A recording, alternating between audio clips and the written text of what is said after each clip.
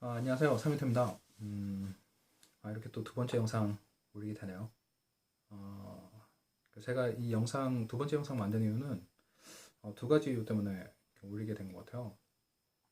하나는 이제 제가 이제 퇴사 준비하면서 그 비디오 이제 올린 다음에 재밌는 제안들을 좀 많이 받았는데, 그러면서 이제 몇몇 회사도 또 방문을 하게 됐어요. 방문하게 된 회사 중에서 되게 인상적인 회사가 하나가 있어서 그 경험을 좀 공유드리고 싶었고, 두 번째는 이제 저도 이제 아무래도 VR 컨텐츠 쪽 관심이 많다 보니까 어떤 컨텐츠를 만들어야 되는지에 대해서 늘 고민이 많거든요. 그래서 이제 그런 부분에 대해서 좀 여러분들하고 좀 공유하는 시간 가지려고 했어요. 사실은 어떻게 보면 시장에 대한 얘기죠. 더 정확히 얘기하면. 네, 이제 첫 번째 얘기부터 한번 해볼게요. 그 제가 이제 뭐 그 회사 실명인 회사 이름이나 이제 그 실명은 거론하지 않을 거고, 그런 회사 한번 제가 방문했었어요. 여러분들 이제 아마 게임 좋아하시는 분들이면 사실은 저도 오락실 세대거든요. 그러니까 오락실 같은 데 가면 뭐 레이싱 게임이나 뭐 이렇게 비행 시뮬레이터 게임들이 있을 거예요. 그래서 제가 사실 방문했던 회사 중 하나는 그런 회사인데, 그렇다고 이제 뭐 게임 이제 컨텐츠 개발하는 회사는 아니에요. 그냥 그런 하드웨어 쪽 만드는 회사인데, 거기서 이제 VR, HMD 적용을 이제 하려고 하더라고요. 그래서 제가 뭘 쇼킹했냐면, 보통 이제 오큘러스 그 기술 문서 가이드도 보면 그렇고, 또 대부분 이제 언론에서 얘기하는 것들이 그 가상현실의 좀 문제점이 월미를 잡아라라고 하거든요. 그 월미 때문에 사용자 경험이 대단히 좋지가 않다. 그렇기 때문에 뭐 90 FPS는 유지해야 된다. 뭐 이런 얘기를 많이 하는데, 제가 이제 그 탑승한 그 컨텐츠는 사실 그 90 FPS 유지 안 됐다고 생각을 하고 있어요. 왜냐하면 그게 이제 뭐 360도 회전은 아니지만 뭐 200도 이상 그 상하 좌우 회전이 계속 되고 있는 거고, 또 제가 보는 방향에 따라서 화면 전환이 계속 되고 있는 거거든요. 굉장히 화면 전환이 빨랐는데도 불구하고 멀미를 전혀 느낄 수가 없었어요. 그러니까 저는 이제 사실은 그때 그 기술 문서에 나와 있었던 그 인지 부조화를 잡아라고 하는 문제가 어떤 건지 확실하게 깨닫게 된 것 같아요. 그러니까 이 얘기를 왜 드리냐면, 그러니까 저도 게임 개발자다 보니까 우리가 보통 게임을 보통 플레이할 때는 그 화면 모니터를 본다거나 아니면 뭐 콘솔 게임 하면 TV를 본다거나 뭐 모바일 게임 하면 핸드폰을 보고 있잖아요. 그러니까 전혀 움직이고 있지 않아요. 그러니까 가만히 앉아 있는 자세에서 막 손만 움직이고 눈동자만 계속 움직이고 있는 거죠. 근데 사실은 평면에서 보는 그 게임의 어떤 그 모습은 사실 그런 모습이니까요. 근데 이제 이 VR이라는 거는 사실 저희가 뭐 매트릭스 보시면 아시겠지만 뇌에다가 뭘 꽂아서 하는 게 아니잖아요. 그런 리얼한 가상의 모습은 아니기 때문에 지금 현재 가능한 기술로는 무언가를 끼고 내가 360도를 리얼한 360도를 보는 게 어떻게 보면 가상현실인데, 저도 그 부분에 대해서 생각을 좀 잘 못하고 있었던 것 같아요. 그런 부분 경험을 못했다고 말하는 게 더 정확한 표현이겠죠. 그래서 제가 한편으로는 그런 생각이 좀 들었어요. 그러니까 우리가 그 멀미를 잡기 위해서 그 프레임 레이트를 올리기 위한 방법을 써야 되는데, 결국은 뭐 렌더링 최적화 쪽이죠. 사실은 그쪽이 제일 부하가 크니까.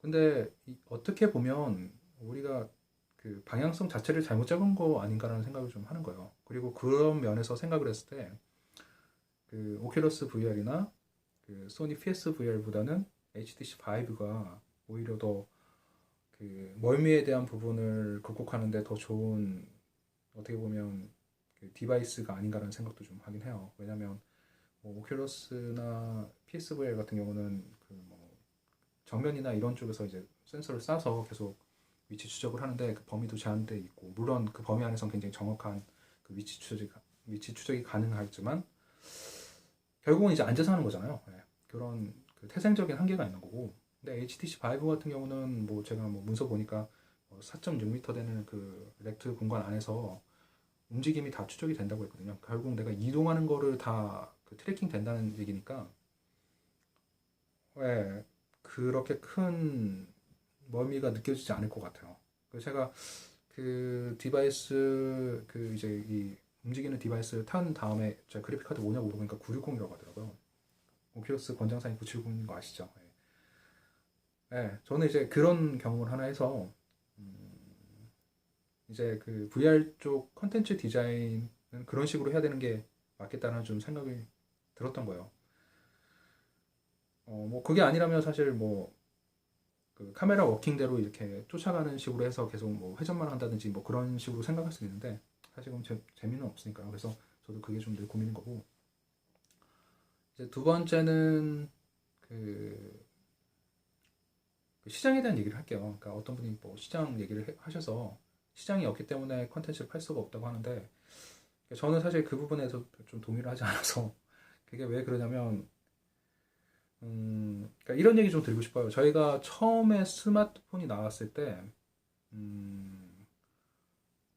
그 처음부터 이렇게 게임이 잘 되지 않았었어요. 그러니까 뭐 여러분들 다 대부분 기억하실 거예요. 뭐 애플 앱스토어에서 다운로드하는 것들이나 안드로이드 그 앱스토어에서 다운로드했던 것들은 어떻게 보면 대부분 그, 그 일상적인 불편함을 해소하는 것들이 좀 많았거든요.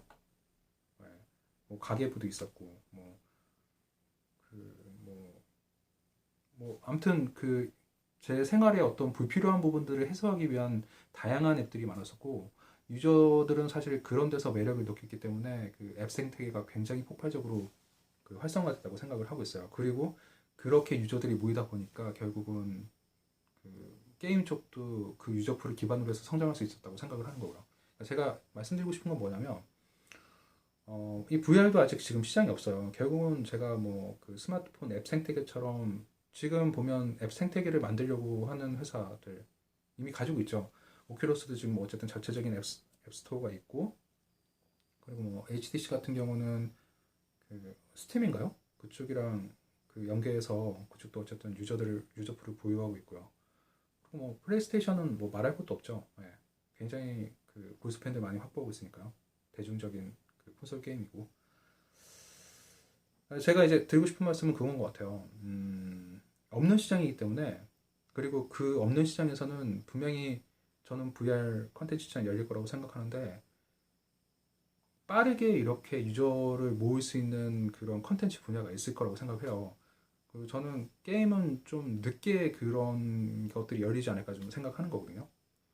그래서 너무 게임 쪽만 바라보고 너무 게임 쪽만 포커스 두지 마시고 그냥 이런 자연적인 흐름을 좀 보시면서 정말 그 유저들이 필요한 것들이 뭐가 있는지에 대해서 고민을 하고 갔으면 좋겠다는 생각이 좀 들어요. 그리고 어쨌든 이 VR이 각광받고 있는 거는 몰입감이거든요. 굉장히 좋은 몰입감인데 그 부분을 정말 이렇게 내가 착용했을 때 콕 집어줄 수 있는 그런 것들을 만드는 게 굉장히 좋지 않을까라는 생각이 들어요. 그리고 저는 개인적으로 이거는 게임 개발자들한테는 좀 축복이라고 생각해요. 왜냐하면 결국 이런 인터랙션을 주려면 게임 엔진을 써야 되는데 뭐 유니티나 언리얼 엔진들 쓰는 개발자들이라면 그리고 뭐 사실 요즘에 게임 쪽 시장이 많이 죽어서 다른 분야 자꾸 이렇게 눈독 들이는 분들이 많은데 저도 뭐 마찬가지고 그렇다고 한다면 이것도 어떻게 보면 기회가 될 수도 있거든요.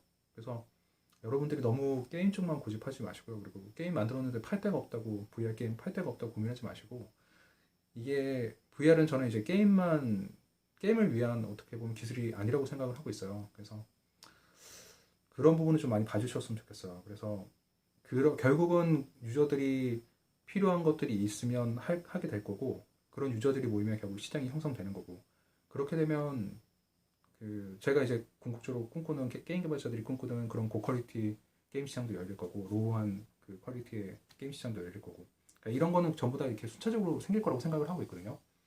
그래서 이제 저도 초기 시장에 적합한 컨텐츠가 뭔지를 좀 생각하고 있었던 건데 그래서 사실은 좀 뭐 교육용이나 이런 쪽 많이 생각했던 것 같아요. 근데 VR로 할 수 있는 거 굉장히 많잖아요. 뭐 의료, 교육, 뭐 게임도 말할 것도 없고요.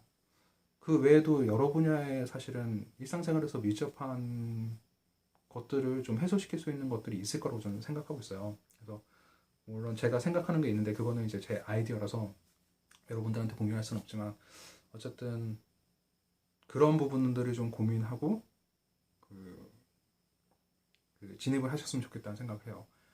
만드는 사람 입장이 아닌 정말로 소비자가 원하는 게 뭔지를 그러면 아마 좀 성공하지 않을까라는 생각을 하게 됩니다. 네, 네 이상입니다. 다음 영상 또 언제 올릴지 모르겠지만 오늘 지난번이 너무 길다고 해서 10분 정도로 해서 끊을게요.